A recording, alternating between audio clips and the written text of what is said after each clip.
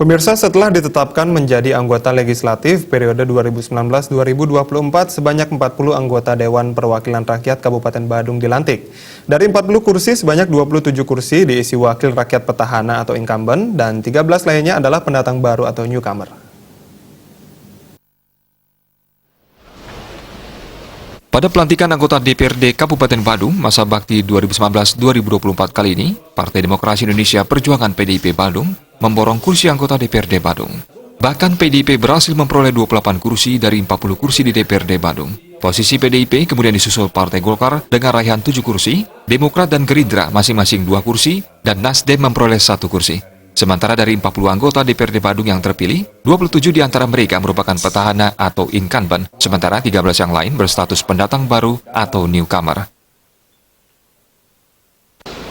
Tentang pengesahan dan penetapan calon ketua DPRD Kabupaten Badung telah menugaskan Dr. Anus Iputu Parwaka Melia Kusuma MM sebagai calon definitif ketua DPRD Kabupaten Badung.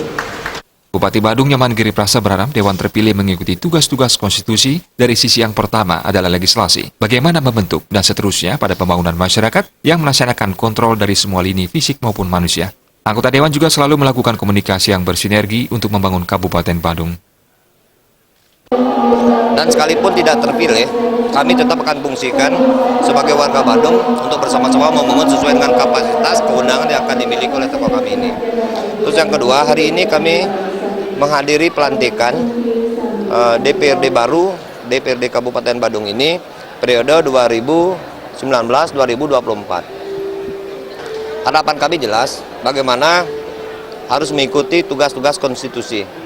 Dari sisi yang pertama, tugas fungsinya adalah legislasi, bagaimana membentuk perda dan seterusnya, dan menyetujui perda dan peraturan dan seterusnya. Diharapkan legislatif mampu mendukung 5 bidang pembangunan di Kabupaten Badung, yakni pertama pendidikan, kedua kesehatan, ketiga jaminan sosial tenaga kerja, dan keempat agama, budaya, dan seni. Jaya